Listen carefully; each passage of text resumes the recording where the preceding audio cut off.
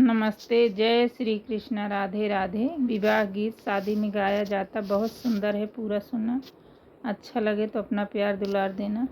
जनक नगरिया में बेलवा के पेड़वा, जहाँ दोनों भैया छाई रे ललनवा रे, जहाँ दोनों भैया छाई रे ललनवा। राम लखन दोन बैठे बेल तारा, अरे लागी गई उनके पियस रे ललनवा, अरे लगी गई उनके पियस रे ललनवा। ऐसे केहू होते ही जनक नगरिया, ऐसे केहू होते यही जनक नगरिया, अरे हम का जपनिया पिया रे ललनवा, अरे हम का जपनिया पिया रे ललनवा। भीतरी से निकली है सीता रानिया, अरे भीतरी से निकली है सीता रानिया, अरे हाथ घड़ीला मुख पन रे ललनवा, अरे हाथ घड़ीला मुख पन रे ललनवा।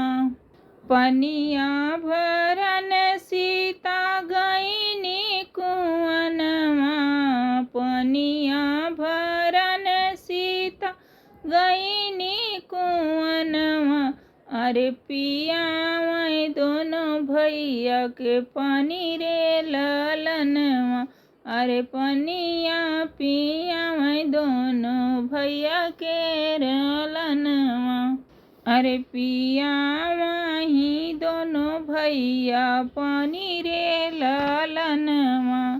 के करे हाउ तू ही बारी दुलारी, के करे हाउ तू ही बारी दुलारी, अरे के कर प्राण पियरी रे ललनवा, अरे के कर प्राण पियरी रे ललनवा।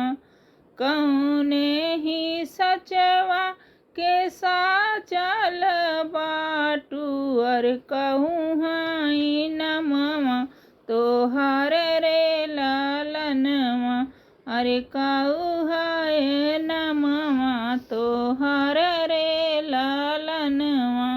राजा जनक जी के बारी दुलारी, राजा जनक जी के बारी दुलारी, सुनैना के प्राण पियरी रे ललनवा, सुनैना के प्राण पियरी रे ललनवा। ब्रह्मा जी के हई हम सचवा के साचल, ब्रह्मा जी के हई हम सचवा के साचल, अरे सीता नाम हमर रे ललनवा, अरे सीता नामवा हमर रे ललनवा, अरे सीता है नमवा हमर रे ललनवा। राम पियई लक्ष्मण मुहवा ज देख, राम पियई लक्ष्मण मुहवा ज देख, देखी देखी मुँह बीच काई रे ललनवा, अरे देखी देखी मुँह बीच काई रे ललनवा। पनिया जपिया भैया बतिया न बूझा, पनिया जपिया भैया बतिया न बूझा, बुझाय रे जतिया के किहना विचार रे लालनवा अरे जतिया के किहना विचार रे लालनवा एतनी बचन जब सुने श्री राम जी एतनी बचन जब सुने श्री राम जी अरे मन ही मुस्काई लालनवा अरे मन ही मुस्काई रे लालनवा बतिया तो सुना मोरे लक्ष्मण